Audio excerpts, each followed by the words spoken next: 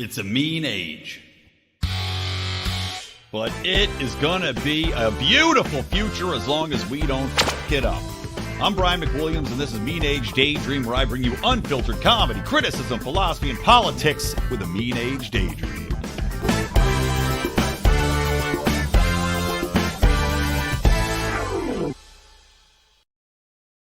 What's happening, everybody? Merry Midterms Eve. Merry, as I said, the Midterminator. The death of democracy. The death of democracy starts tonight. Did you love how you were told that it was the death of democracy over and over and over again if we didn't vote for Democrats? Did you love how this was the most important election of our lifetime for the 4,000th time? Yes, yes. We all know that every election is the most important. As I said earlier, well, it's the most important election of our lifetime. The soup is the most important soup on the menu. And of course, Jeopardy is the most important Jeopardy on tonight. What do these things have in common? They're always fucking on. They're always there. The soup's always on the menu. Jeopardy is always on at 7. It's always the most important election of our lifetime. Give us a fucking break. Anyway, welcome to the show, guys. Welcome to Mean Age Daydream. Doing a little live stream here on the evening. The midterm election results are coming in, and I figure I'll do a little breakdown and watch along with you guys as these results roll in. Plus, talk about some other things. I had some other stuff on my mind as well. I want to talk a little bit about the narcissism that is rampant within so many of these social justice movements, these climate movements, everything else. So that's the things I want to get into as we're waiting for more results to come in. And I am hoping that I do get a special guest coming on later. Robbie the Fire is on his way back from a comedy show. I'm hoping he's going to be able to make it back and join me. He's got the link. He's racing home, desperately, driving, masturbating, drive-strbating, as you do when these circumstances arrive. So we'll see if he joins me later on. But I'd like to thank all of you that are watching right now for tuning in. Just to kick things off, by the way, I was looking. I was just on with Fabian Liberty over on their Discord channel feed, their Twitch feed. So check them out. They do a great job over there. And I was having a little bit of a back and forth with some of their conservative friends who are on the show about whether or not this election so far, and again, the results are not in. We're seeing some races go one way, some races go the other way. But I had said to them that, in my opinion, this is a little bit of a pushback against Trump, because I would have thought coming in, right, talking about the poll results that came out about the top issues that are facing Americans, right? Inflation, first and foremost. Crime was up there. Immigration was up there. These are all topics that should be in Republican wheelhouses. Surprisingly enough, the Ukraine war wasn't really one of the top issues. And I was kind of going back and forth about whether or not abortion was a big issue. Obviously, it is to a lot of people, but in the polls, and again, yes, can we even trust polls? Do they even matter anymore? It wasn't an issue that was so vital front and center for that many people compared to all the other issues we're dealing with. So I had to ask myself, considering all of these issues that are presenting to Americans, considering that Biden is out there being a buffoon, and of course so many people associate the party in the White House with the local parties, is why so many times you see a midterms as a big wave against the incumbent president or the current president of the White House and kind of pushes the other way. Why would we not see a huge pushback? The red wave we were promised. And if we don't see the red wave, what's the reason for that? I mean, I was texting with a buddy of mine, my best friend growing up, who's in Pennsylvania. I texted him earlier. I said, are you going to vote for Quasimodo Gibberish Johnny, a.k.a. John Fetterman, or did you vote for old Doc Oz? Now, Doc Oz, I don't have any specific fondness for him. He seems fairly moderate to me. But as we're talking about, in the reality we exist in, coming out of COVID, coming out of this inflationary, or actually say still in this inflationary period, coming out of all of these terrible injustices perpetrated on Americans, which the Democrats have only made worse, talking about climate issues and pushing forward this green energy, which is driving up costs at the pump, shipping oil off to foreign nations. You would think a moderate Republican would have a shot in Pennsylvania against a man who literally, during a debate performance, couldn't put sentences together, has repeatedly looked like a person who has a severe mental issue. The man's recovering from a stroke, but still, you're pitting your vote between two people, one of whom is a well-spoken doctor, at least you know he's intelligent, who, yes, was endorsed by Trump. Okay? But he's still fairly moderate, against a man who is, for all intents and purposes, impaired, looks like he has been taken out of the bell tower where he was given his token hump, and yes, he has a little hump on his neck, and then sent out there as basically cannon fodder. Right? I don't even know if the Democrats thought he would win, but yet every mainstream media platform has been backing him. You have Obama out there stumping for him and Biden out there stumping for him. As of right now, Fetterman is beating Dr. Oz. So I asked my buddy, I said, okay, who'd you vote for? And he said, well, I voted for Gibberish Johnny. And he's acknowledging the man is not all there. He's having severe problems. But he goes, I just couldn't vote for Dr. Oz because he's a Trumper. He's a Trumper. Okay.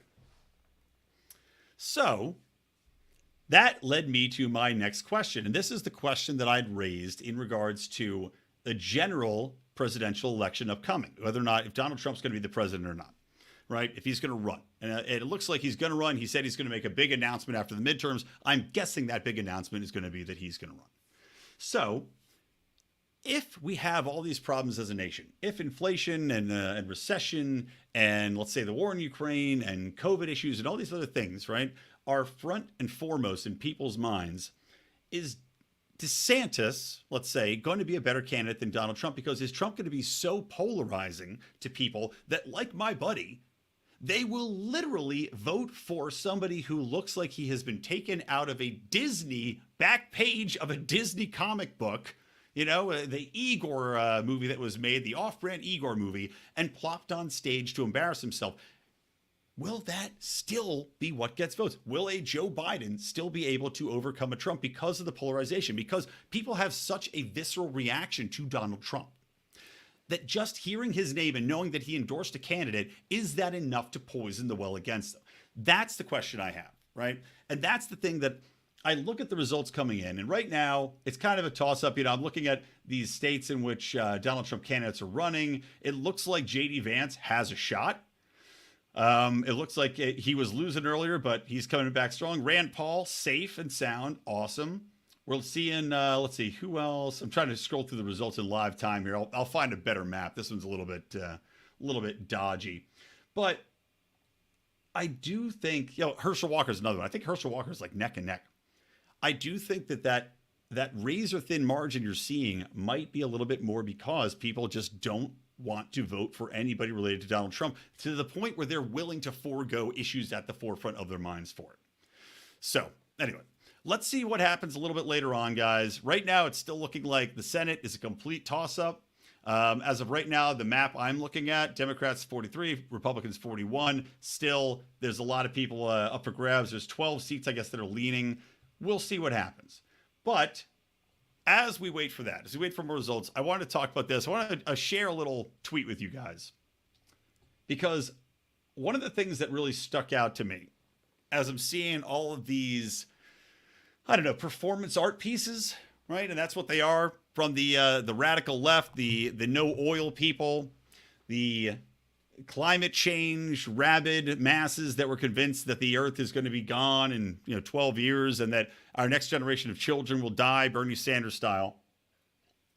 Well, they decided that they're going to take the most narcissistic approach possible to getting what they want. They glue themselves to things. They throw soup on paintings. They dump milk on the floor. And this all kind of traces back to this grand narcissism. And I was watching an interesting tweet by a psychologist who was talking about how this generation has embraced narcissism as the guiding light to how they message, to what leads them down this path. And this ties into what I talk about in regards to messaging. And also it ties into the midterms even, right? Because we're talking about midterm issues. We're talking about top line issues. The top ones that I talked about, and I did this on the Good Morning Fuckhead rant this morning. The polls just came out this morning, if you can trust the polls. Again, inflation, crime, immigration, right? If these are the top line issues, you should see that play out in the polls. We're not. So that either means polling is completely irrelevant, or I should say in the voter polls. Either polling is completely irrelevant, we should no longer bother, we should no longer do it ever again, or The polls simply don't matter. And I've argued that we're in a post-factual reality anyway, in which the facts that surround people in their very lives don't really matter, or they will not vote accordingly regardless, because they have such a tried and true belief in their core value of the world's going to end, or I must fight climate, or social justice is the most important thing in the world, and all white people, whatever it might be. That they can't overcome that, and we have to teach them a different way to succeed. And whether that ties into a victim mentality and giving them a new victim mentality that will lead to human prosperity, or tying into this narcissism, which is what I'm going to talk about in a minute, to drive them to greater things rather than these petulant act-outs, well, that might be the way to succeed. I've got a comment from one of our live watchers, Theodore. The Eagles are so much better than the Eagles, John Fetterman. Yeah, I also saw John Fetterman came out during some speech and said something like, I'm here to stand against abortion. I am for total abortion, or something like that. And again, I'm paraphrasing, but it was literally something along those lines, where he came out to his ultra liberal crowd and literally told them that he was all for, total abortions for everybody, and no abortions for anybody, within the sentence of each other, within one sentence of each other. So let me share this little video. Now, this is a tweet that Sky News posted. Just Stop Oil protester Louise, who is 24, who climbed a gantry on the M25 in Surrey. I don't know what a gantry is. Is that the plural for a flock of geese? A gantry? No, I'm guessing it's some sort of high level above the freeway, because M25 is a freeway. And she said, the government is betraying young people. I'm going to play this video so you guys can see it, because it's very special. And I want you to pay special attention to the theatrics that are involved in this performance. And this will remind you very specifically of one Greta Thunberg and what she does in her overly vocal voice, overly practiced theatrical presentations about how we are hurting her to the core and everything she stands for. So here's this. Okay. I'm here because I don't have a future. And you might hate me for doing this, and you're entitled to hate me. But I wish you would direct all that anger and hatred at our government. They are betraying young people like me. I wouldn't have to be there if they did their lawful duty to their own citizens. I'm part of the Just Stop Oil Coalition, demanding an end to all new oil and gas licenses in the UK. What we're asking for is what all the scientists are asking for, what the United Nations are asking for, the International Energy, the IPCC. How many more people have to say, we don't have a livable future if you continue licensing oil and gas, for you to listen?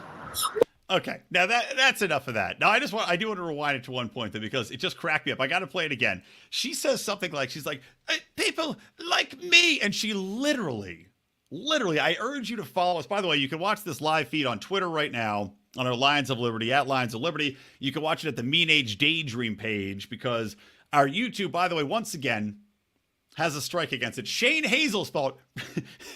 Shane Hazel, who, by the way, will 100% be blamed should the GOP candidate lose in Georgia. Shane Hazel, who's polling, I think, right around 0.6% at the moment, Libertarian candidate, who has been on the show. He was on Finding Freedom. Something he said, we don't know, something he said during an interview with John Odermatt got flagged for medical misinformation. So now we once again have two strikes on our main Lions of Liberty YouTube page. It means we can't live stream, or else I'd be doing it there. So make sure to follow on Mean Age Daydream solo YouTube page. But go and watch this. Also, Rumble, guys, check us out on Rumble. She literally tosses her hair back when she says, like, for me, as if she's practiced it in the mirror 3,000 fucking times. And I don't have hair, so I can't do it, but just imagine the theatric, like throwing your hair back and sticking your chin into the wind. She's like, it's like, hey, girl, you're not Katharine Hepburn. Yeah, don't deliver it. So let me see if I can find that again. If they did their lawful duty to their own people like me. Like me, there it is. Who would direct and hatred like at our government. They are betraying young people like me.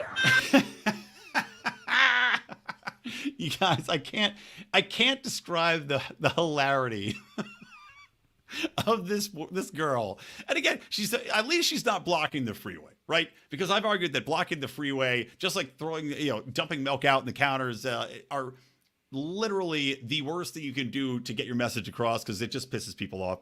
But she throws her head back for me and sticks her chin out like she's getting ready to take a punch from an abusive husband. It's just too funny.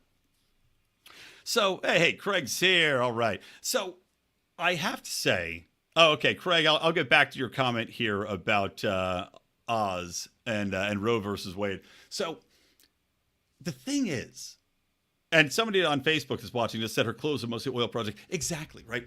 These people don't understand that she's talking about how if they just would stop these oil and gas and blah, blah, blah contracts, well, that the future would be assured for her. Meanwhile, girl, the future that's assured for you without oil, without natural gas, without, emphasis on human prosperity is one of starvation, is a future of poverty.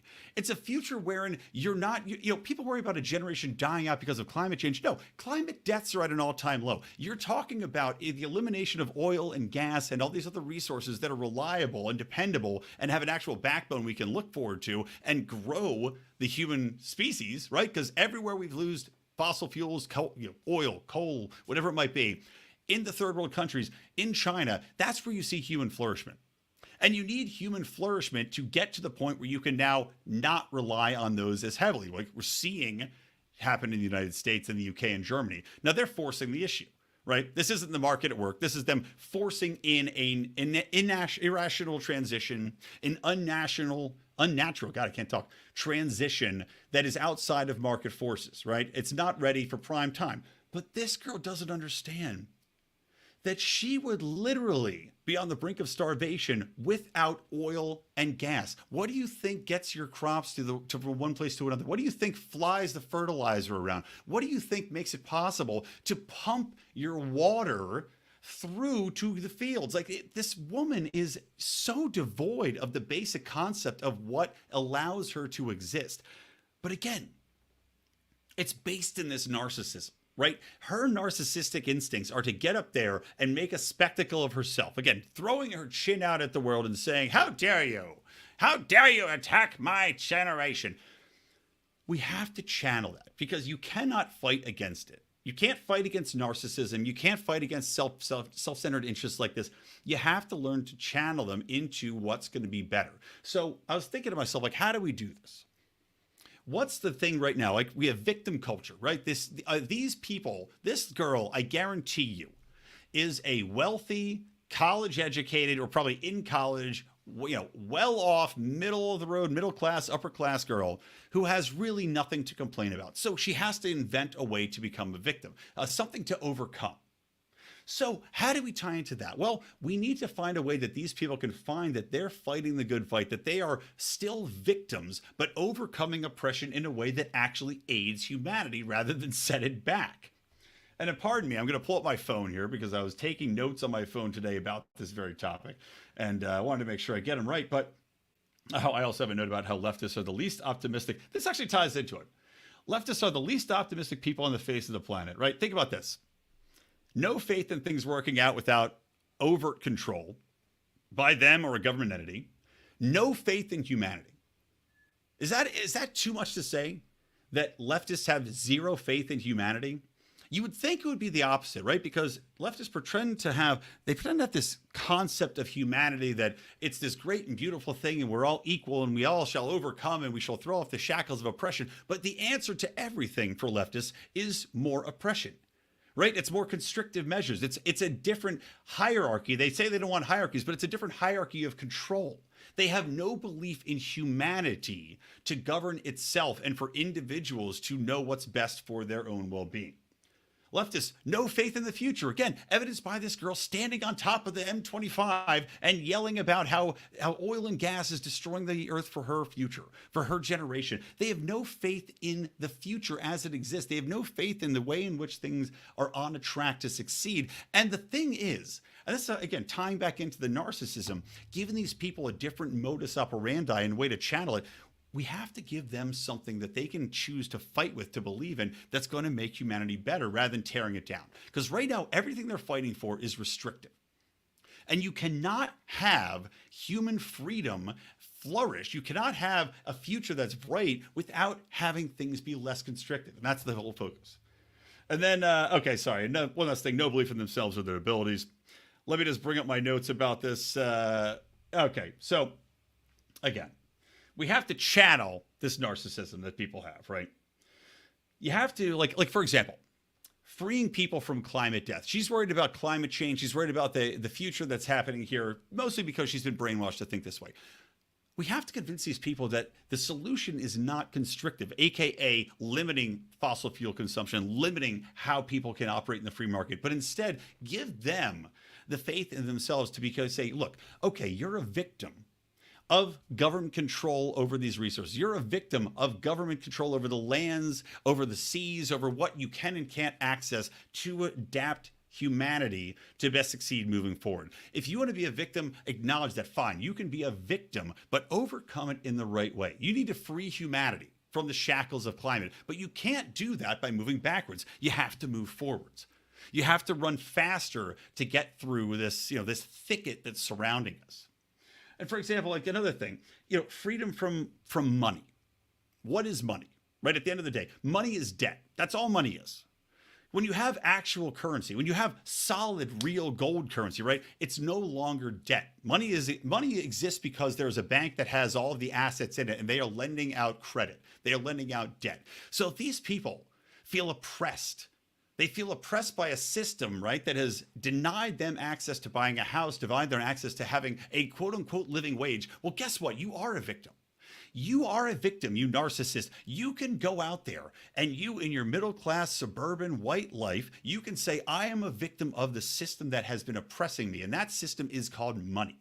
And we need to fight to get beyond money. We need to embrace Bitcoin. We need to embrace a system that is not based upon debt to exist. And that's what I'm talking about. I'm talking about rechanneling narcissism and trying to sell people a different version of the future, a different version of how we can inspire people while still allowing them to feel that they are downtrodden. How about this? I mean, again, freeing people from class and race boundaries. What's more freeing from a class or race boundary than untethering people from debt?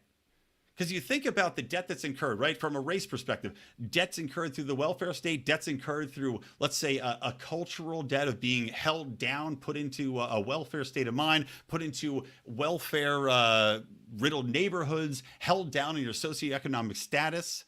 A lot of times, debt is used to incarcerate people. We talk about people who don't pay parking tickets getting put into prison. You talk about people who miss a couple payments on their car loans and go into debt and they come after these, or they don't pay their taxes and now they're in deep debt. There you go. You're freeing people. You're freeing people from oppression. Use that narcissism, turn it towards good. Okay, should we check in on some Senate races, gang? What do you think? I say yes. So let me do a quick refresh here. I'll go, let's see, I'll do the forecast right now. Right now they're forecasting. Well, okay, still no decision on the Senate. Let me see, live results. I'm looking at 270towin.com.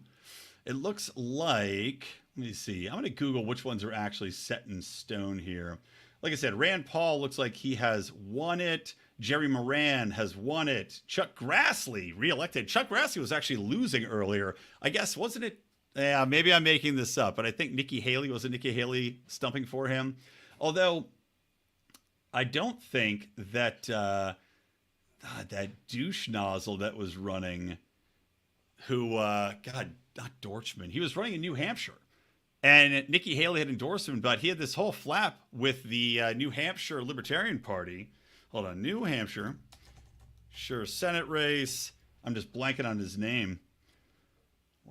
What is your name, guy? Donald Baldock.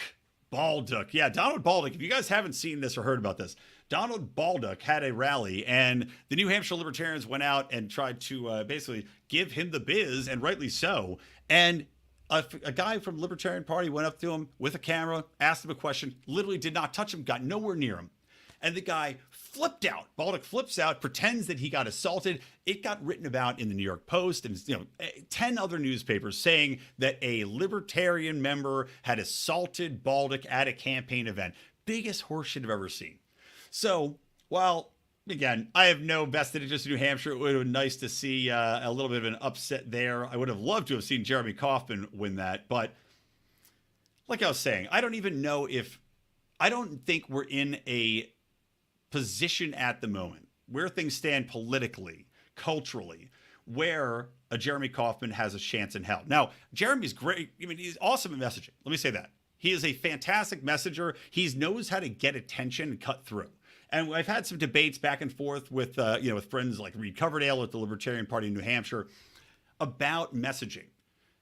What do you want to do? Do you want to cut through? Are you going to ostracize more people than attract? Do you just want to try to grow your Twitter feed and followers by pushing the boundaries of, I'd say, not necessarily good taste, but the boundaries of what's acceptable thought, right? For example, publishing a picture of John McCain's daughter crying over his casket, right? And basically say, look, he's a war criminal. I don't have that much of a problem with these issues because at this point in time, I don't know if we can win culturally. Like, I think that America right now exists in a sphere wherein, and I've argued this, by the way, as far as the libertarian expenditures in supporting libertarians and races, right? And saying that we should pick and choose. You shouldn't just support people across the board. It doesn't make sense because you're going to lose the majority of those races and you're not going to have a chance in hell of doing anything.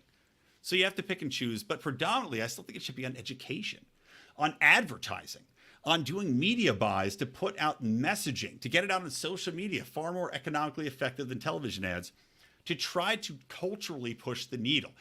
This is what I'm trying to do with Meat Age Daydream as well, guys. Sell a different version of the future. Because as I was talking about earlier, the polarization, talking about people voting not for a candidate, but against a candidate or a candidate endorsed by a candidate, aka a Donald Trump, you have to have a message that goes beyond that basic gut instinct of the two-party system.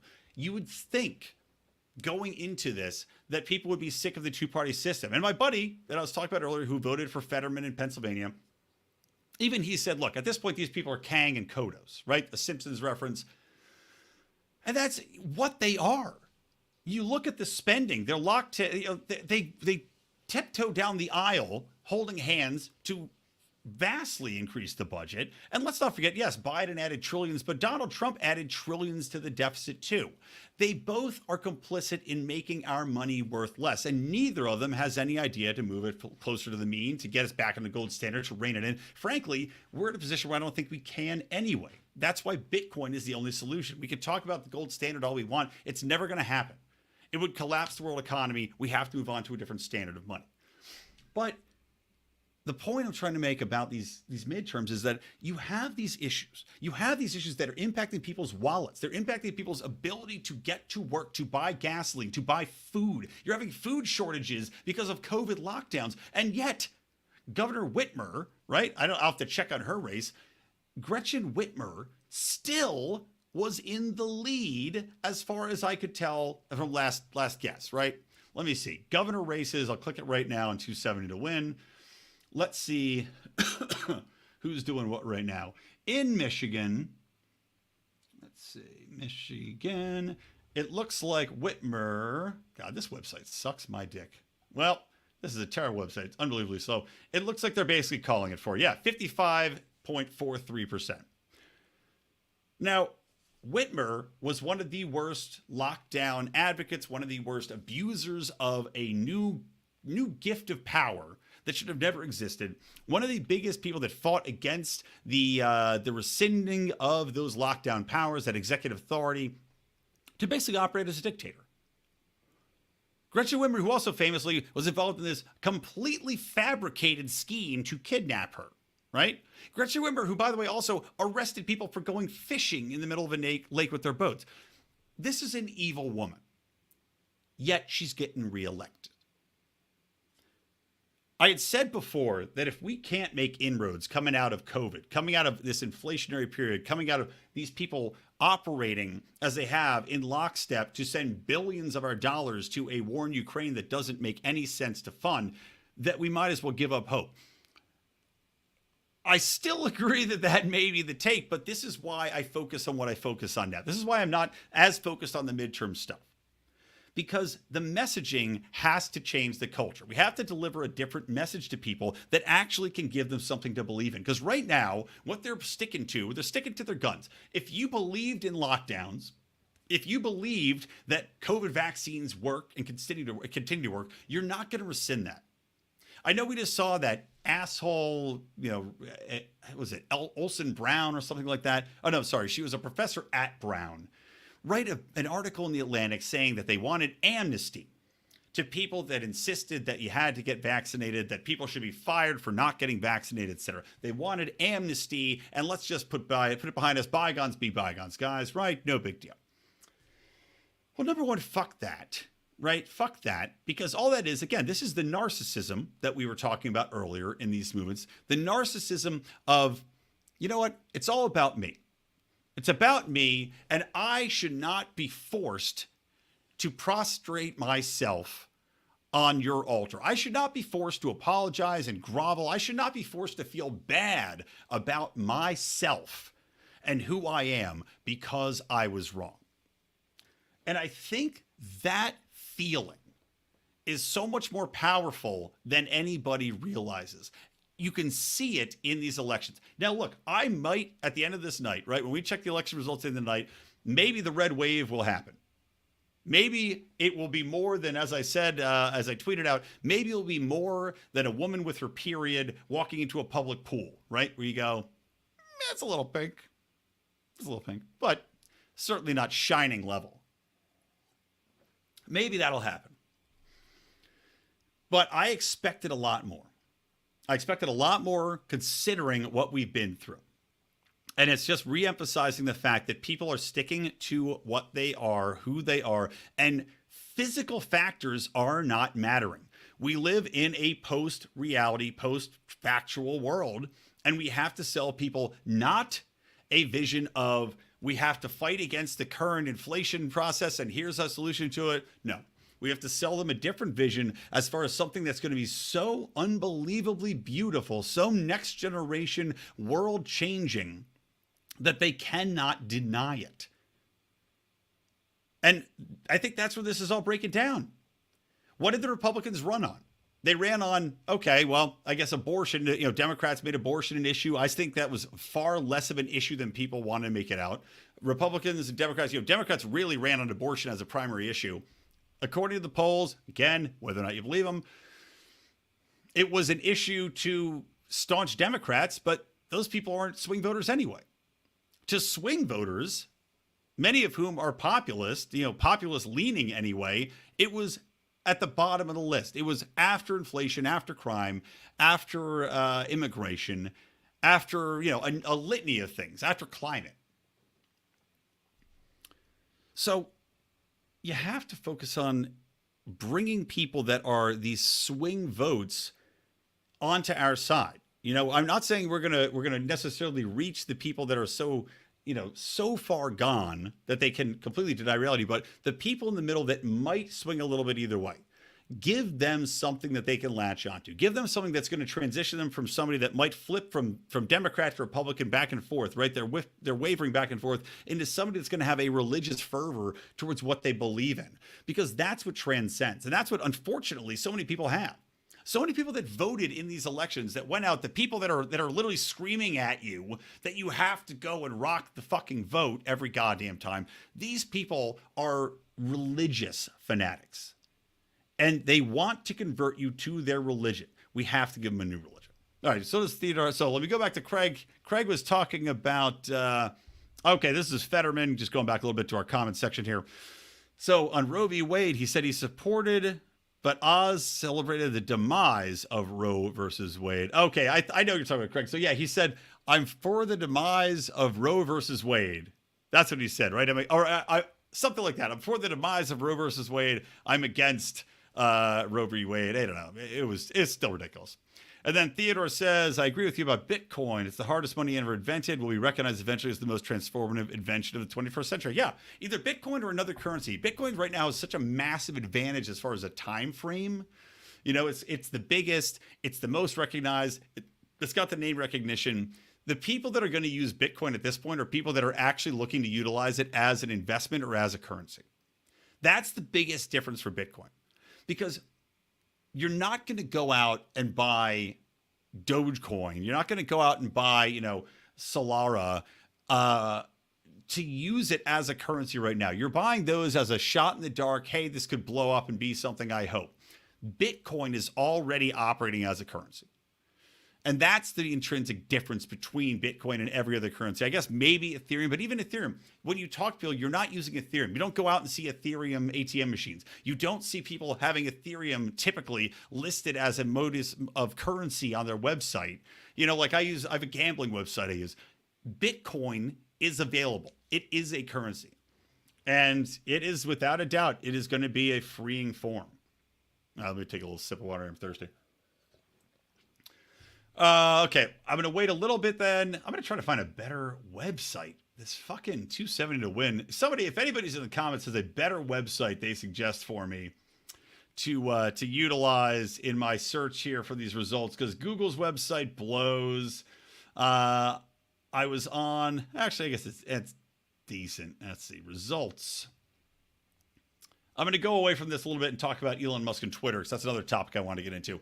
Because they actually released what Elon Musk cut, right? Elon Musk, there's big news. He cut, whatever it was, 7,000 employees, half the workforce, maybe not 7,000. I think he cut like 4,000 of the 7,000 workforce. Great. Good for Elon Musk. Number one, people are acting like this is done out of some petulant action. Number one, the guy is a billionaire. He has run companies that were, by the way, not profitable. Tesla was not profitable. I think Tesla's barely profitable now, and it's like worth billions upon millions of dollars. So good for him. But he goes in, Twitter's losing like $4 million a day. And this is before the advertisers pulled out, which if you're an advertiser pulling out off of Twitter, by the way, you're a fucking imbecile. Number one, these advertisers, my dog's coming back here. Number one, if you're pulling off of, all right, we'll take a minute break in the live stream. Do you let the dogs out? Sorry, my wife's going to bed. Come here, Hanky boy. I'll let him out. This is the fun of the live stream, guys. I'm going to let my dogs out here. Come on. Do.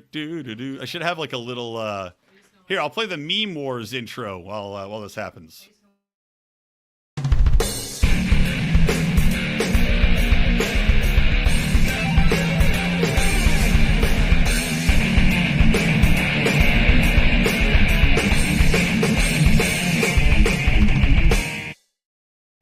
There you go. Tune in on Fridays, guys, for Meme Wars. That's the show John Odermatt and I do. Good little show. All right, what was I talking about? Okay, Elon Musk. So Musk is cutting staff. The guy, look, they're losing $4 million a day. Now all these advertisers have pulled their ads off Twitter. Why? Because some jerk-off group of, I don't even know, LGBTQI plus or some horseshit leftist group sent him a letter, sent letters to the biggest advertisers on Twitter and said, we're going to boycott you if you don't stop advertising on Twitter. Now, number one, I can't even think of the ads I see on Twitter for the most part, which is probably part of the problem with Twitter ads.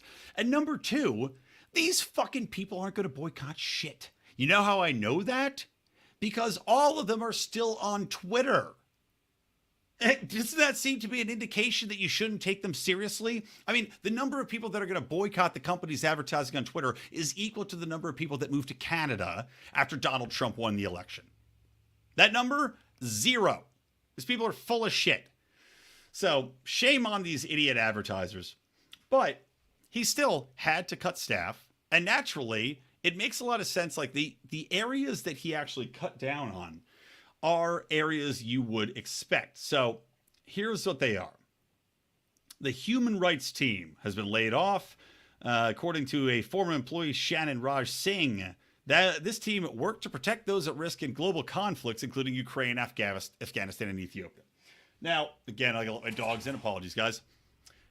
Explain to me why Twitter, as a social media platform, has an obligation to protect people in war-torn regions or conflict areas. Hanky, come here. It doesn't. It's not part of its core operating procedure. It was a bunch of lefty horse shit. And that's what this company got made into. Like, you talk about the inmates running the asylum. You have a perfect example in Twitter.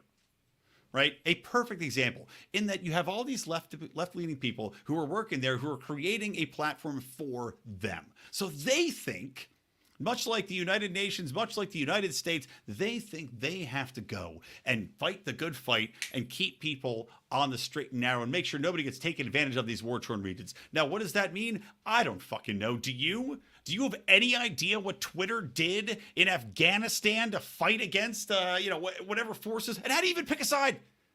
Are you siding with who we support? Hank, come here. This is already annoying, this dog. Should I play another interstitial? Sandy. It's a good time when your wife doesn't close the door and the dog's just walking around the house. Well, anyway, I don't know what they're doing to fight this fight. I don't care. Neither does Elon Musk. Good. Glad they cut it. Next thing he cut. The machine learning ethics, transparency, and accountability team. Gone. Good. Ethics, transparency, and accountability. Okay, great. Again, what does this mean? Ethics, that's handed down. That means, again, the inmates are controlling the asylum. Your ethics should be very, very clearly stated in your operating system, or I'm sorry, not operating, in your terms of service, which they are, right? Outside of that, I don't think you need a massive team to support it. Third thing he cut, internet technology team keeps the site running. That's when you'd think maybe you need, but at the same time, if you're not doing a massive censorship poll, if you're not working with the FBI at all times to censor content, to report content, you probably don't need as much of a team, do you? Next thing, the curation team responsible for the quote-unquote moments feature. Well, again, so what were they doing with this moments team? They were picking and choosing which moments they wanted to highlight as a Twitter culture. That's called playing favorites, not based upon what's the most popular, but based upon curation, right? You would expect Twitter, which you'd want in a perfect engine, you would want the things that are being talked about the most on the platform at any given time to be the most prominent things mentioned, the things you see pop up immediately, or should you so desire, you can select your interest. What's going to be the most popular thing in that category that I can select? If that's not it, if someone is curating it, then that's called propaganda. You are propagandizing me to think the way you think or that you want me to think. So that's a no-brainer. Glad he fucking cut it.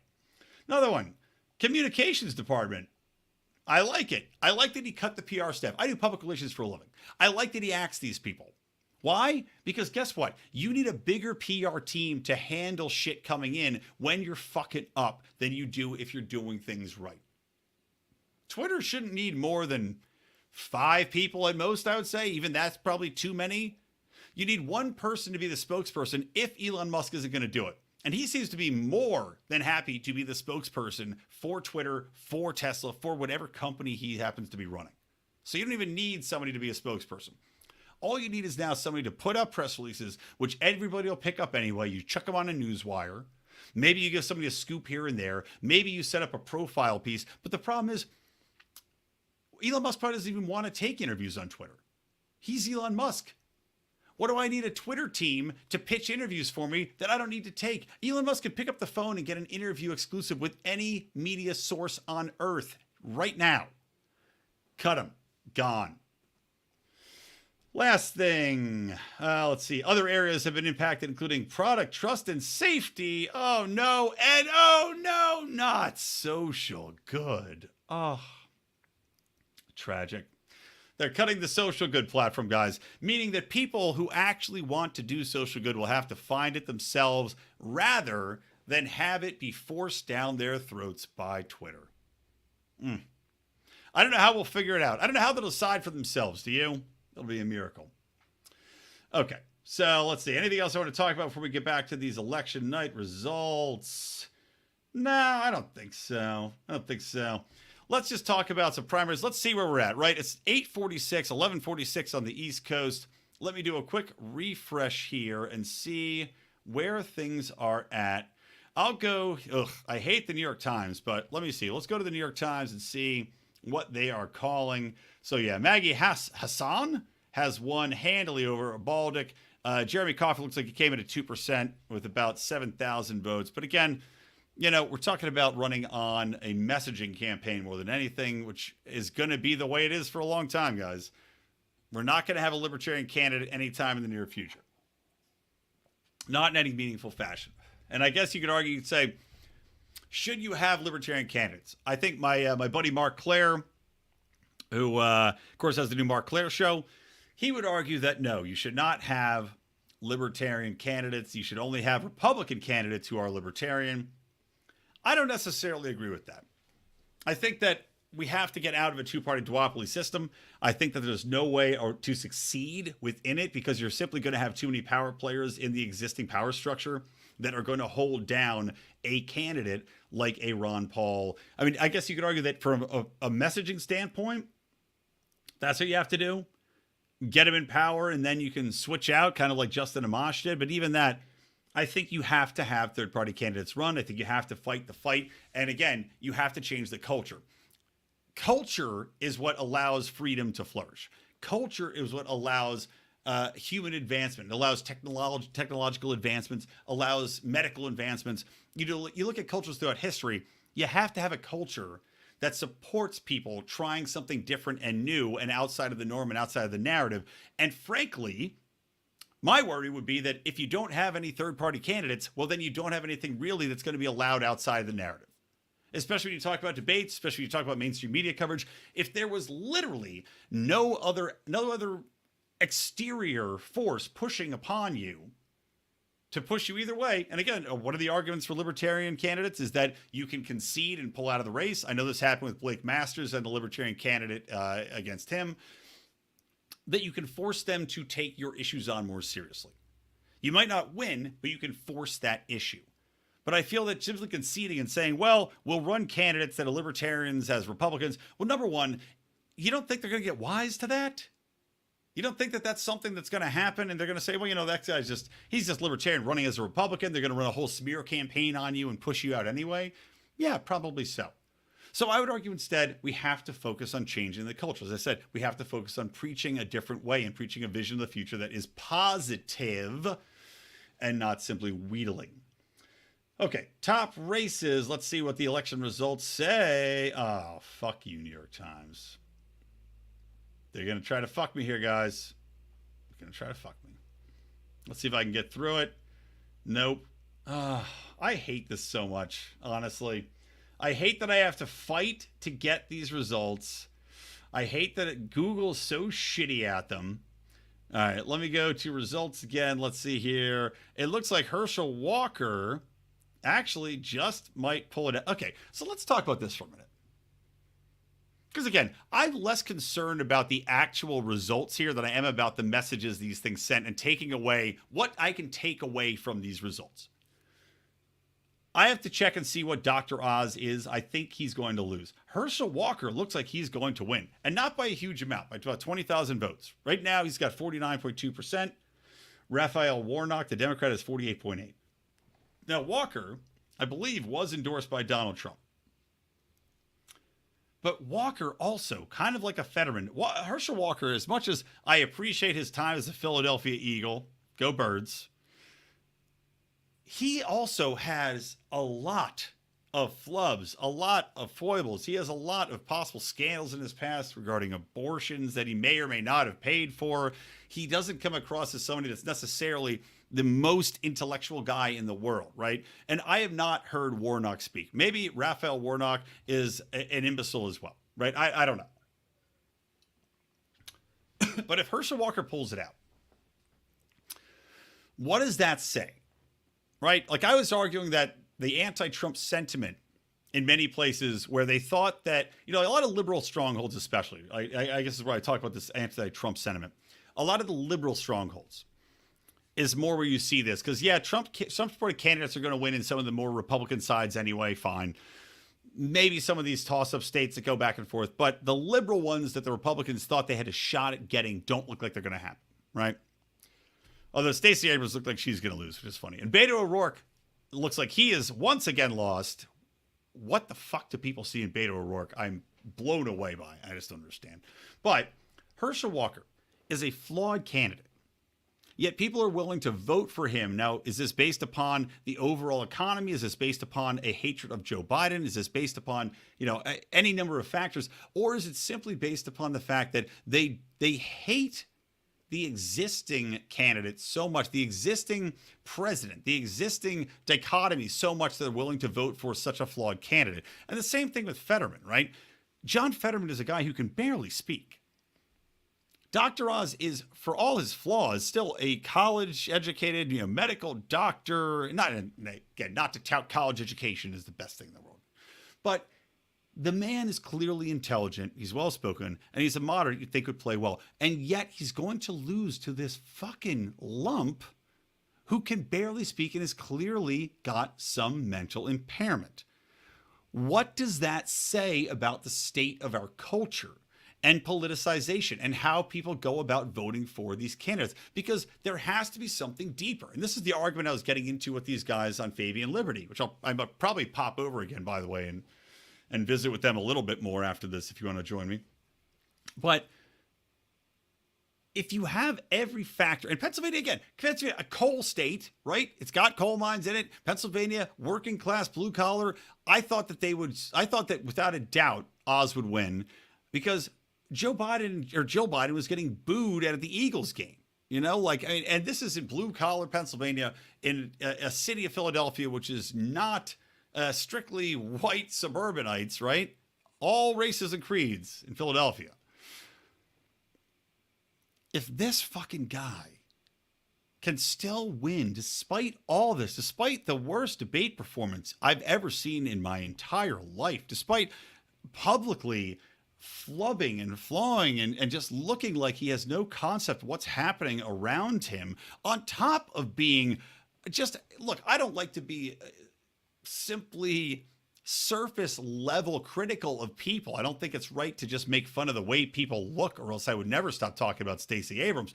But John Fetterman looks like Quasimodo. He looks like Frankenstein's monster, and he acts like Frankenstein's monster.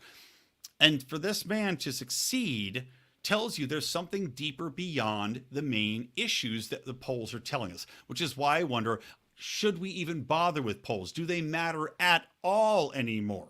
We saw in 2016 what happened with polls. We saw the last election cycle what happened. We're seeing it in this one. In New York State. Hochul, who took over for Cuomo, unelected, but now she's getting elected. She's going to carry it, from last time I saw, something like 75% of the vote. In New York State, which has high taxes, which has had some of the largest numbers of people leaving the state, which had COVID restrictions that destroyed lives over and over again, some of the most restrictive lockdowns and COVID passport laws, just fucking absurd shit. On top of being riddled with crime, riddled with drugs. Same thing with Philadelphia. Crime, drugs, homelessness. Same thing with California.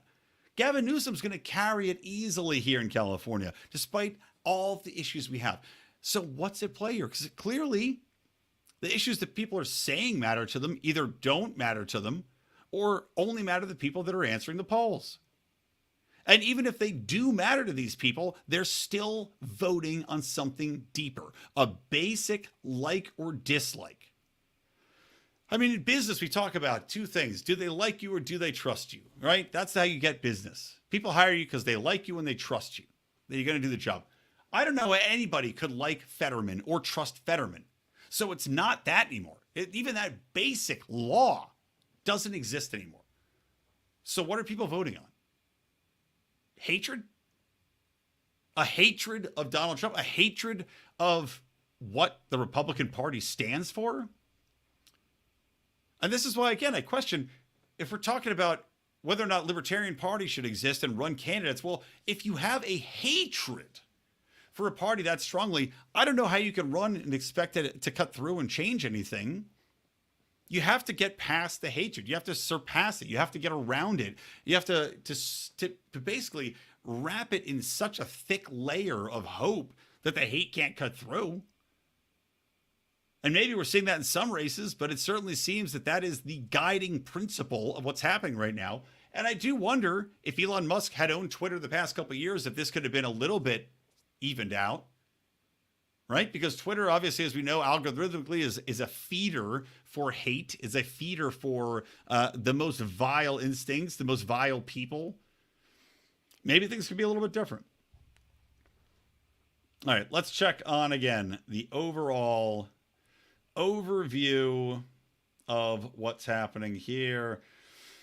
All right, NBC News. Let's check in with NBC News and see what they say is going to happen here.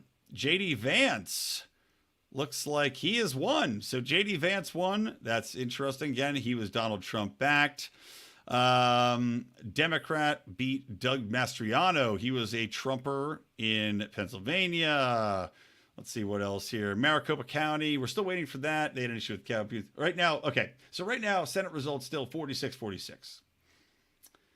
It legitimately looks like it may come down to the wire. I really thought that the Republicans would take the Senate. I thought with all the issues that we had presented, it would be by 2 or 3 seats. I thought the House would be a slam dunk and the Senate would be something that would be fairly easy to attain. And like I'm saying, it's just not working out that way. It's just not working out that way. I mean, Ron DeSantis won in Florida. Obviously, he swept it fairly easily. Let's see. Blake Masters blown out in Arizona. I know that was one. He was a former libertarian who I know Dave Smith had gotten on his side, on Blake's side. I'm always surprised by Arizona being so damn Democrat. It mind-boggling to me. But Blake Masters lost substantially, or actually, they haven't called it yet. Too early to call. 52% in, but right now Blake Masters is down almost 20%. Let's see. Other ones, Warnock and Walker are still too close to call. Walker's got a slight lead. Nevada, too close to tell. Fetterman and Oz Fetterman and Oz is actually closer than I thought. Mehmet Oz has now drawn within about a percentage point, so he may pull that off. Looks like in North Carolina, Bud, he was a Trump-supported guy. They're calling it 93% in, 50%, so he's got a 3% lead in North Carolina. All right, interesting. And otherwise, yeah, Arizona too close to call. Georgia too close to call. Yeah, otherwise, Tammy Duckworth in Illinois won. God, she's a special kind of idiot. She stayed in place. A lot of the worst. Again, Chuck Grassley, even though he looked a little bit on the ropes earlier, he stayed in place. Ron Paul easily keeping his position. Kennedy, Louisiana. Van Hollen in Maryland kept his or her place. Not even sure who that is. And anybody else? Mullen in Oklahoma won. Scott in South Carolina. Thune in South Dakota. These are both Republicans. Utah, too early to call.